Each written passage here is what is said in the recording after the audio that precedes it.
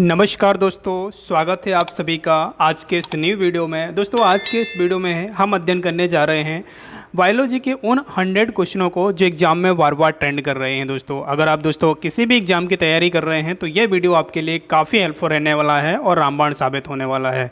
तो चलिए वीडियो को शुरू करते हैं, टू द पॉइंट बात कर लेते हैं। दोस्तों देखिए 15 से 20 मिनट तक आप इस वीडियो में बने रहिएगा दोस्तों, क्योंकि ये 15 से 20 मिनट जो हैं दोस्तों काफ़ी इंपॉर्टेंट होने वाले हैं आपके लिए। और कॉपी और कलम जरूर उठाकर बैठिएगा दोस्तों। चलिए स्टार्ट करते हैं वीडियो। देखिएगा पहला क्वेश्चन आपके सामने निकल कर आया है दोस्तों, ध्यान दीजिएगा। कैंसर रोगों का अध्ययन क्या कहलाता है दोस्तों?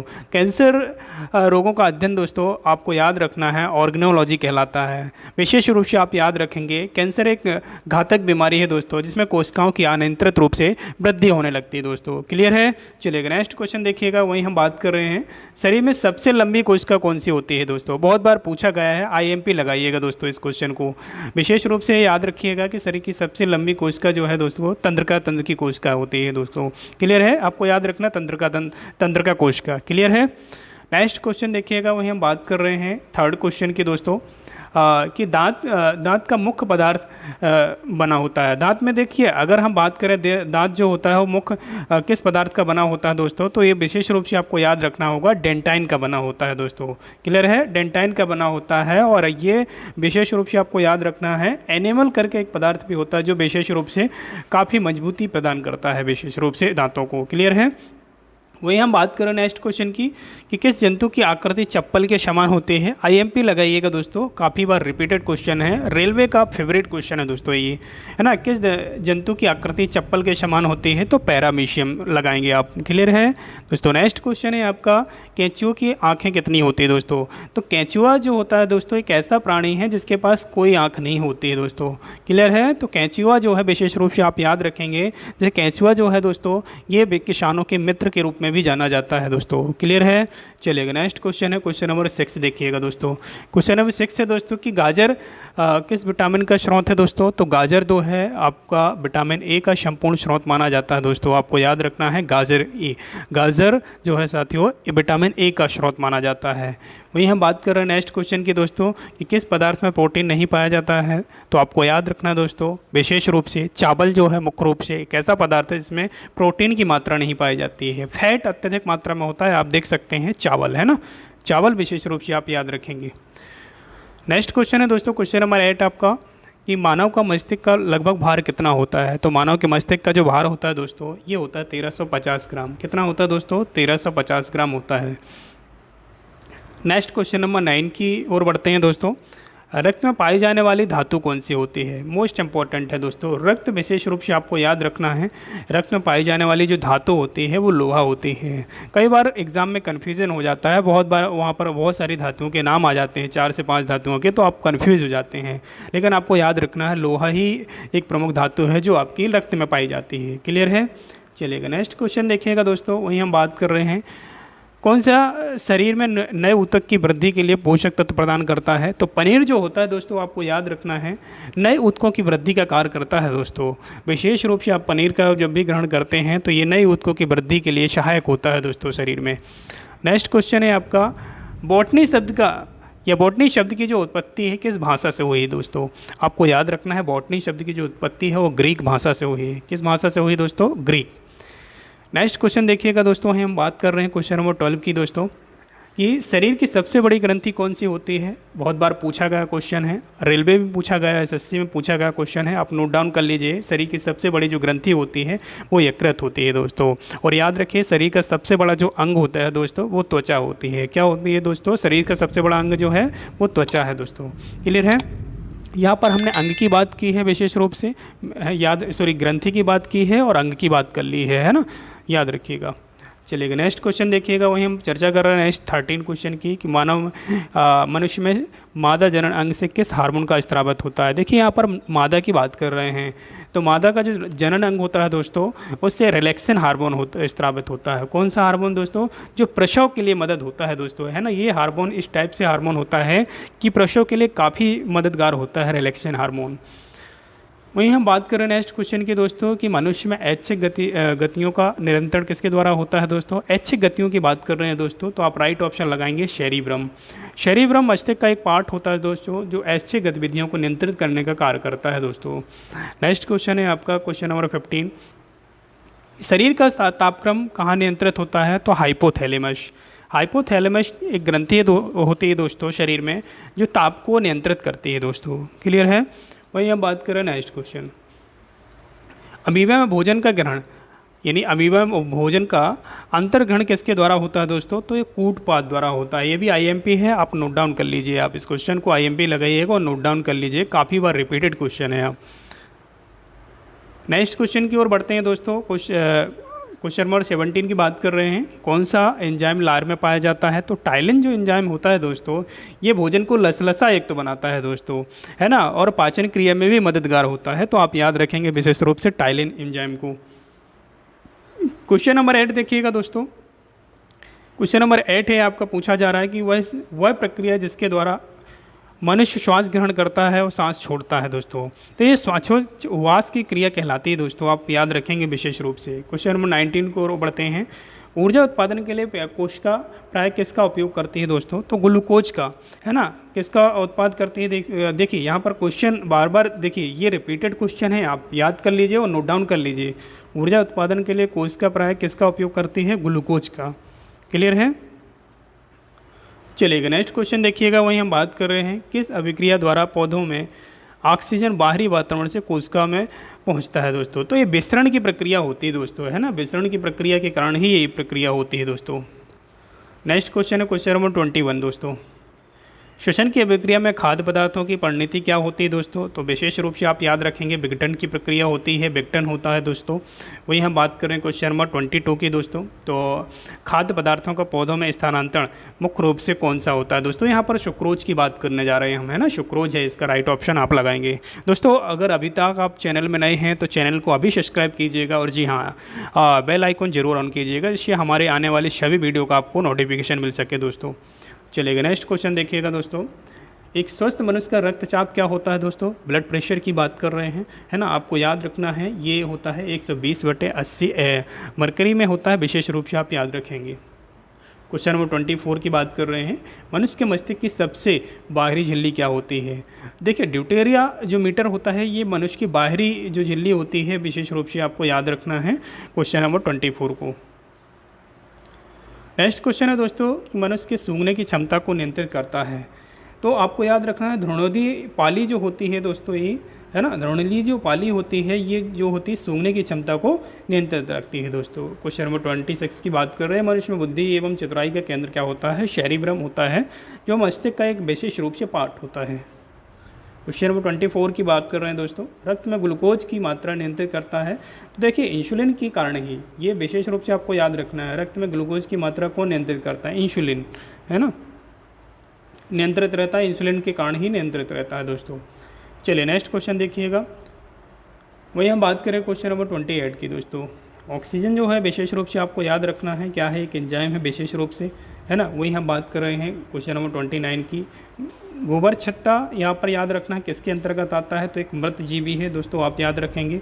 वहीं हम बात करें नेक्स्ट क्वेश्चन की दोस्तों। वायुमंडल में सामान्यतः CO2 पाया जाता है, तो विशेष रूप से आप याद रखेंगे 0.03% ये परसेंटेज के रूप में पाया जाता है वायुमंडल में CO2। क्लियर है। चलिएगा और कमेंट करके बताइए आप विशेष रूप से, है ना, ये कमेंट कीजिएगा कि आपका जो बॉडी में सबसे ज़्यादा तत्व कौन सा पाया जाता है, इसको छाप कर बताइएगा आप एक बार। चलिएगा नेक्स्ट क्वेश्चन देखिएगा। नेक्स्ट क्वेश्चन है आपका मोस्ट इंपॉर्टेंट है दोस्तों यहाँ पर कि छाया में पनपने वाले पौधों को क्या कहते हैं। तो छाया में जो पौधे पनपते हैं ना दोस्तों, जो उगते हैं, उन्हें जियोकाइट्स कहा जाता है।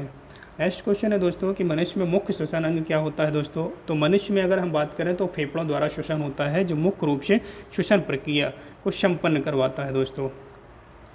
नेक्स्ट क्वेश्चन है उच्च रक्तचाप की आवश्यकता को क्या कहते हैं दोस्तों, हाइपरटेंशन कहा जाता है। क्या कहा जाता है दोस्तों, इसे हाइपरटेंशन, राइट ऑप्शन लगाएंगे आप। चलिएगा नेक्स्ट क्वेश्चन है दोस्तों। मछलियों में उत्सर्जी अंग या उत्सर्जी पदार्थ क्या है दोस्तों, तो अमोनिया। अमोनिया विशेष रूप से आप राइट ऑप्शन लगा के आएंगे आप एग्जाम में। नेक्स्ट क्वेश्चन 35 की बात कर रहे हैं दोस्तों कि पौधों में पौधों में आवश्यकता से अधिक जल किस प्रक्रिया द्वारा बाहर निकालते हैं दोस्तों? तो बाष्पोत्सर्जन की जो प्रक्रिया होती है दोस्तों, यह वो प्रक्रिया होती है जिससे पौधों में आवश्यकता से अधिक जल बाहर निकालते हैं दोस्तों। चलिएगा नेक्स्ट क्वेश्चन देखिएगा दोस्तों, पौधों में गैस के आदान प्रदान के लिए क्या होते हैं दोस्तों? देखिए पौधों में अगर आपने पत्तों में गौर किया होगा, अगर थोड़ा सा फोकस किया होगा तो छोटे छोटे छिद्र पाए जाते हैं दोस्तों, है ना, जिन्हें रंध्र कहा जाता है और स्टोमेटा भी बोल दिया जाता है। आप याद रखेंगे तो ये राइट ऑप्शन लगाएंगे दोस्तों। चलिए दोस्तों क्वेश्चन नंबर 37 की ओर बढ़ते हैं। फेफड़ों का आकार होता है दोस्तों, तो फेफड़े जो होते हैं ना, उनका जो आकार होता है दोस्तों वो शंक्वाकार होता है। आप राइट ऑप्शन में शंक्वाकार लगा कर आएंगे एग्जाम में दोस्तों। अगर अभी तक आप वीडियो में बने हैं तो आप लास्ट तक जरूर बने रहिएगा, क्योंकि टॉप 100 क्वेश्चन की बात करने जा रहा हूँ यहाँ पर, जो बायोलॉजी से संबंध रखते हैं। वो 100 क्वेश्चन अगर आप कंप्लीट कर लेते हैं तो आप ये समझिए बायोलॉजी का आपका पूरा का पूरा निचोड़ है यहाँ पर दोस्तों। नेक्स्ट क्वेश्चन है दोस्तों, यहाँ पर बात कर रहे हैं जन का। यहाँ का जन का पाचन किस प्रकार की अभिक्रिया है दोस्तों? तो आपको याद रखना है अपचयन प्रकार की प्रक्रिया है। वहीं हम बात करें क्वेश्चन नंबर 39, हार्मोन शब्द का नामकरण किसने किया था? तो हार्मोन शब्द का जो नामकरण है बेलिश एवं स्टार्लिंग ने किया था दोस्तों। नेक्स्ट क्वेश्चन है दोस्तों, पृथक्करण बहुत बार पूछा गया है एग्जाम में, एसएससी रेलवे कोई भी एग्जाम उठाकर देखेंगे ये रिपीटेड क्वेश्चन है दोस्तों। पृथक्करण का नियम किसने दिया था? तो मेंडल ने दिया था दोस्तों, आपको याद रखना मेंडल ने, है ना। हाँ, मेंडल को विशेष रूप से आनुवंशिकता का जनक कहा जाता है, विशेष रूप से आपको याद रखेंगे। और मेंडल ने ही चने के पौधे में ही प्रयोग किया था सबसे पहले अपना नियम, विशेष रूप से आपको याद रखना है। जो विज्ञान शब्द का शब्द का प्रयोग सर्वप्रथम किसने किया था? लेमार्क। और आपको याद रखना है ट्रेवेनियस जो थे दोस्तों, इन दोनों ने जीव विज्ञान शब्द का प्रयोग किया था। क्वेश्चन नंबर 42 की बात कर रहे हैं, जीव विज्ञान के जनक के रूप में कौन जाने जाते हैं? तो जीव विज्ञान के जनक कहा जाते हैं अरस्तु, जिसे आप एरिस्टोटल बोलते होंगे दोस्तों। नेक्स्ट क्वेश्चन है दोस्तों आपका कि वनस्पति विज्ञान के जनक जाने जाते हैं दोस्तों। तो वनस्पति विज्ञान की अगर बात कर रहे हैं तो आपको याद रखना है थियोफ्रास्टस। यहाँ पर बायोलॉजी जो है दोस्तों दो भागों में बढ़ जाती है, जूलॉजी और बॉटनी के रूप में, है ना, विशेष रूप से आप याद रखेंगे। नेक्स्ट क्वेश्चन है दोस्तों 44 कि फाइकोलॉजी में किसका अध्ययन होता है दोस्तों? तो फाइकोलॉजी में जो अध्ययन होता है मेरे दोस्तों, याद रखेंगे शैवालों का अध्ययन होता है। नेक्स्ट क्वेश्चन है दोस्तों, याद रखेंगे पर्यावरण का अध्ययन जीव विज्ञान की किस शाखा के अंतर्गत आता है? देखिए अगर पर्यावरण की बात करें दोस्तों, पर्यावरण ही एक प्रकार का विज्ञान होता है दोस्तों, है ना, जो पारिस्थितिकी विज्ञान के अंतर्गत इसका अध्ययन किया जाता है, जो जीव विज्ञान की एक विशेष रूप से शाखा होती है दोस्तों। चलिए डेंड्रोलॉजी की बात कर लेते हैं, जो काफ़ी बार रिपीटेड क्वेश्चन है। आईएमपी लगाइएगा और नोट डाउन कीजिएगा, डेंड्रोलॉजी का संबंध किससे है? झाड़ियों के अध्ययन से है। वहीं हम बात करें क्वेश्चन नंबर 47 की, पुष्पों का अध्ययन क्या कहलाता है दोस्तों? तो पुष्पों का अध्ययन कहलाता है आपका एंथ्रोलॉजी दोस्तों। क्लियर है? चलिएगा नेक्स्ट क्वेश्चन है आपका, फलों का अध्ययन क्या कहलाता है? पोमोलॉजी कहलाता है। ये भी काफ़ी बार रिपीटेड क्वेश्चन है, आप ध्यान दीजिएगा थोड़ा सा। चलिएगा नेक्स्ट क्वेश्चन है आपका दोस्तों कि साबूदाना किससे बनाया जाता है? साबूदाना का जो निर्माण किया जाता है दोस्तों, काफ़ी बार डाउट में रहते हैं, बहुत बार बोलते हैं कि हड्डियों से बनता है, इससे बनता है। नहीं दोस्तों, ये साइकस के पौधे से बनाया जाता है। आपको याद रखना है साइकस की जड़ें होती हैं जिससे साबूदाने का निर्माण किया जाता है दोस्तों, आप याद रखेंगे। वहीं हम बात कर रहे हैं विषाणु वृद्धि करता है। विषाणु कैसे वृद्धि करता है? तो आपको याद रखना है जीवित कोशिका में दोस्तों, है ना। मरी हुई कोशिका में विषाणु वृद्धि नहीं करता है, जीवित कोशिका में ऑटोमेटिक ही वृद्धि करने लगता है दोस्तों। ये किसे वर्गीय का प्रथा कहा जाता है? वर्गीय टैक्सोनॉमी की बात कर रहे हैं तो है ना, लीनियस को जो है दोस्तों वर्गीकी का पिता कहा जाता है, आप याद रखेंगे। वहीं हम बात कर रहे हैं कि पौधों का नाम देने वाला जो विज्ञान कहलाता है वो वर्गीकी ही कहलाता है। क्या कहलाता है? वर्गीकी दोस्तों। क्लियर है? वहीं हम बात कर रहे हैं यहाँ पर बात कर रहे हैं पेडोलॉजी में बात कर रहे हैं। पीडोलॉजी में किसका अध्ययन किया जाता है? भूमि का अध्ययन किया जाता है पीडोलॉजी में, है ना। वहीं हम बात कर रहे हैं नेक्स्ट क्वेश्चन की दोस्तों। नेक्स्ट क्वेश्चन है क्वेश्चन नंबर 54, अगस्टोलॉजी में किसका अध्ययन किया जाता है? घासों का अध्ययन किया जाता है। घास कौन कौन सी है? इस टाइप से जो अध्ययन किया जाता है वो अगस्टोलॉजी में किया जाता है। नेक्स्ट क्वेश्चन दोस्तों याद रखिएगा, आईएमपी लगाइएगा, स्पर्मोलॉजी में किसका अध्ययन किया जाता है? तो स्पर्मोलॉजी में बीजों का अध्ययन किया जाता है, बीजों की प्रजातियों के बारे में ज्ञात किया जाता है दोस्तों। वहीं बात कर रहे हैं क्वेश्चन नंबर 56 की दोस्तों कि वनस्पति संवर्धन से संबंधित विज्ञान की शाखा को क्या कहते हैं? तो वनस्पति संबंधित जो शाखा होती है हार्टिकल्चर कहलाती है दोस्तों। आप राइट ऑप्शन लगा के आएंगे आप एग्जाम में। हाँ, हार्टिकल्चर। सबसे बसा जो होता है ये छोटे जीव हैं, है ना, बसे छोटे जीव हैं, ये माइकोप्लाज्मा के रूप में जाने जाते हैं दोस्तों, है ना, माइकोप्लाज्मा। एंटीबायोटिक्स की बात कर रहे हैं, एंटीबायोटिक्स अधिकांशतः पाए जाते हैं, तो एंटीबायोटिक्स एक जीवाणुओं में पाए जाते हैं। राइट ऑप्शन लगाएंगे दोस्तों, IMP लगाइएगा। नेक्स्ट क्वेश्चन है दोस्तों, मानव की अंत में पाया जाने वाला जीवाणु जो होता है, सॉरी आंत की बात कर रहे हैं यहाँ पर, है ना। मानव की जो आंत होती है उसमें पाया जाने वाला जो जीवाणु होता है एसेरिसिया कोलाई जो जीवाणु होता है ये मनुष्य की आंत में पाया जाता है। और छोटी आंत में विशेष रूप से आप याद रखेंगे भोजन का संपूर्ण रूप से पाचन होता है छोटी आंत में, आप याद रखेंगे। नेक्स्ट क्वेश्चन नंबर 60 की बात कर रहे हैं। जो जीवाणु आकार में सबसे छोटे होते हैं क्या कहलाता है दोस्तों? तो गुलाणु की बात कर रहे हैं यहाँ पर। गुलाणु आप याद रखेंगे विषाणु से, है ना। वहीं हम बात कर रहे हैं जीवाणुओं की साधारण प्रकृति क्या होती है, तो छड़रूपी होते हैं। जो जीवाणु होते हैं किस टाइप के होते हैं, छड़नुमा होते हैं। वहीं हम बात कर रहे हैं नेक्स्ट क्वेश्चन की दोस्तों, जिन पौधों पर बीज बनते हैं किंतु पुष्प नहीं लगते हैं क्या कहलाते हैं? वो अनावृत बीजी कहलाते हैं। कौन से बीजी होते हैं? अनावृत बीजी। मोस्ट इंपॉर्टेंट है, IMP लगा लीजिए आप इसे।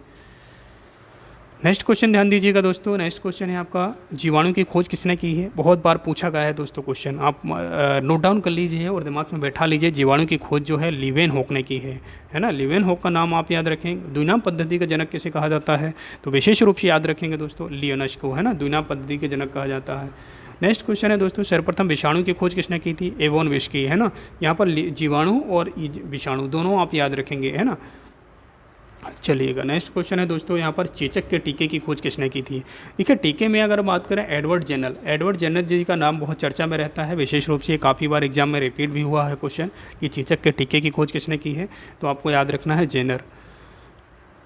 नेक्स्ट क्वेश्चन है, दूध के दही के रूप में जमने का कारण क्या है दोस्तों? आपको याद रखना है लैक्टोबैसिलस जो जीवाणु होता है जिसके कारण जब ये दूध जो है दही के रूप में परिवर्तित होता है, दही के रूप में जमता है दोस्तों।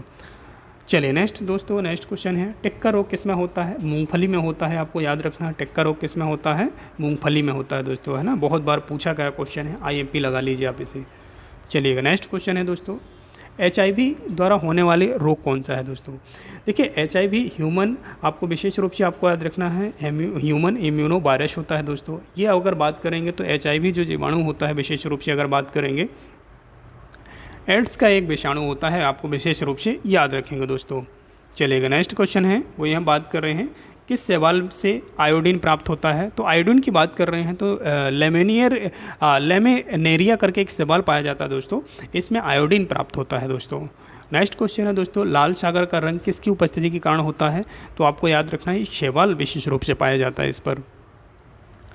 कैल्प प्राप्त होता है दोस्तों, कैल्प की बात कर रहे हैं तो समुद्री शैवाल की बात कर रहे हैं यहाँ पर, है ना। क्या होता है? ये समुद्री शैवाल होता है। क्वेश्चन नंबर 73 की बात कर रहे हैं, शैवालों की कोशिका भित्ति किसकी बनी होती है? शैवालों की कोशिका भित्ति जो है दोस्तों ये सेलुलोज की बनी होती है दोस्तों। IMP है, काफ़ी बार एग्जाम में रिपीट हुआ है दोस्तों। रेलवे और SSC जैसे एग्जामों में पूछा गया क्वेश्चन है, आप नोट डाउन कर लीजिए आप दोस्तों। जंतुओं में होने वाला, ये विशेष रूप से याद रखेंगे, जंतुओं में होने वाला फुट एंड माउथ रोग किसके कारण उत्पन्न होता है? तो ये विषाणु के कारण होता है। किसके कारण होता है? विषाणु। 100 क्वेश्चनों को कवर करेंगे दोस्तों, संपूर्ण 100 क्वेश्चन। और हमने पहले क्लियर किया है कि बायोलॉजी जो है इस बायोलॉजी का पूरा निचोड़ यहाँ पर रखा गया है यहाँ पर, है ना। तो बने रहिए लास्ट तक। खसरा निम्नलिखित संक्रमण के कारण होता है? तो विषाणु के कारण होता है दोस्तों। नेक्स्ट क्वेश्चन है, IMP क्वेश्चन लगाइएगा। नेक्स्ट क्वेश्चन दोस्तों, यहाँ पर पूछा जा रहा है कि सार्स क्या है दोस्तों? सार्स जो है एक विषाणु जनित रोग है दोस्तों, जिसमें सार्स भी आता है, मार्श भी आता है और कोविड भी आता है दोस्तों इसी के अंतर्गत। क्लियर है? कुत्ते के काटने से जिस विषाणु के द्वारा घात रोग उत्पन्न होता है वो क्या कहलाता है? देखिए कुत्ते के काटने से रेबीज वायरस फैलता है दोस्तों, और रेबीज वायरस से होने वाला जो रोग होता है हाइड्रोफोबिया कहलाता है, जिसमें पानी से डर लगने लगता है दोस्तों। हाइड्रोफोबिया रोग उत्पन्न होता है, मैंने पहले क्लियर किया कि विषाणु के द्वारा होता है, आपको याद रखना है रेबीज विषाणु होता है, आप विशेष रूप से याद रखेंगे। मिर्गी की औषधि किस लाइकेन से प्राप्त होती है? परमिलिया विशेष रूप से आप याद रखेंगे, है ना। वहीं हम बात करें क्वेश्चन नंबर 80 की, तो जापान में लोग किस लाइकेन को सब्जी के रूप में खाते हैं? तो एंडोकार्पन की बात कर रहे हैं। एंडोकार्पन एक विशेष प्रकार का एक लाइकेन पाया जाता है, जापान में होता है और इसकी सब्जी बनाई जाती है वहाँ पर दोस्तों। नेक्स्ट क्वेश्चन है, खाली चट्टानों पर उगने वाले लाइकेन को क्या कहा जाता है? तो यहाँ पर याद रखेंगे आप सेक्सिकोल्स कहा जाता है, विशेष रूप से याद रखेंगे। वहीं हम बात कर रहे हैं गोबर पर उगने वाले कवक क्या कहलाते हैं, है ना। यहाँ पर बात कर रहे हैं गोबर की बात कर रहे हैं, तो आप याद रखेंगे क्रोपोफिलिस जो कवक होते हैं गोबर पर उगते हैं दोस्तों। नेक्स्ट क्वेश्चन है दोस्तों, वृक्षों की छालों पर उगने वाले कवक क्या कहलाते हैं, कॉर्टिकोलस कहलाते हैं, विशेष रूप से याद रखेंगे। क्वेश्चन नंबर 84 की ओर बढ़ते हैं दोस्तों। सभी कवक सदैव किससे बने होते हैं, विविध पोषी से बने होते हैं, आपको याद रखना है। कवकों की कोशिका भित्ति किसकी बनी होती है, तो काइटिन की बनी होती है, काइटिन व सेलुलोज की बनी होती है, राइट ऑप्शन आप लगाएंगे दोस्तों। क्वेश्चन नंबर 86 की ओर बढ़ते हैं कि वनस्पति विज्ञान की वह शाखा जिसके अंदर कवकों का अध्ययन किया जाता है वो माइकोलॉजी शाखा कहलाती है। क्या कहलाती है दोस्तों, माइकोलॉजी। वहीं हम बात कर रहे हैं मूलांकुर से विकसित होने वाली जड़ें क्या कहलाती हैं, मूसलाधार जड़ें कहलाती हैं, विशेष रूप से मूसला, है ना, क्या बोलेंगे, मूसला जड़ें कहलाती हैं, आपको याद रखना है।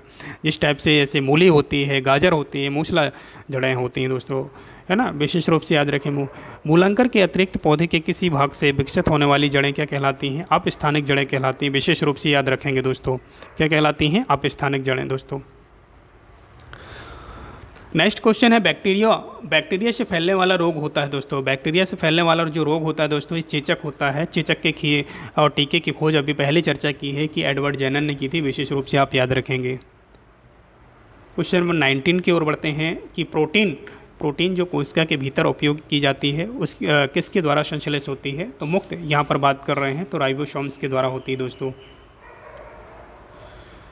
नेक्स्ट क्वेश्चन है 91 दोस्तों की सिल्वीकल्चर वनस्पति विज्ञान की वह शाखा है जिसमें वर्णन होता है शैवालों के संवर्धन का। किसका वर्णन होता है दोस्तों, शैवालों के संवर्धन का होता है। आप राइट ऑप्शन आप एग्जाम में लगा कर आएंगे दोस्तों। क्वेश्चन नंबर 92 की बात कर रहे हैं, किस वर्ग के पौधों में बीज बनते हैं परंतु बीज नग्न रूप में पौधे पर लगे रहते हैं, ये जिम्नोस्पर्म की बात कर रहे हैं दोस्तों, है ना, जिम्नोस्पर्म, राइट ऑप्शन लगाएंगे आप। नेक्स्ट क्वेश्चन है दोस्तों, सबसे अधिक क्रोमोसोम किस में पाए जाते हैं, टेरिडोफाइट्स जो होता है दोस्तों, यहाँ पर क्रोमोसोम की संख्या सबसे अधिक होती है। क्वेश्चन नंबर 94 की बात कर रहे हैं, जैव उर्वरक के रूप में प्रयोग किया जाता है एजोला जो होता है एक जैव उर्वरक के रूप में प्रयोग किया जाता है। एजोला की बात कर रहे हैं तो जलीय फर्ण होता है दोस्तों, आप याद रखेंगे क्या होता है, जलीय फर्ण होता है। नेक्स्ट क्वेश्चन है 96 दोस्तों, बीजों की प्रकृति इसमें उत्पन्न होती है, तो टेरिडोफाइट्स में प्रकृति की बात कर रहे हैं तो टेरिडोफाइट्स आप याद रखेंगे। श्वसन मूल मिलती है किससे, जूसिया से, आप याद रखेंगे, ये भी क्वेश्चन पूछा गया है, रिपीटेड क्वेश्चन है दोस्तों। चलेगा लास्ट क्वेश्चन बचे हुए हैं दोस्तों कुछ। अब स्तंभ मूल पाई जाती है दोस्तों, तो ये गन्ने में पाई जाती है। किस में पाई जाती है दोस्तों, गन्ना, है ना, विशेष रूप से गन्ना याद रखेंगे।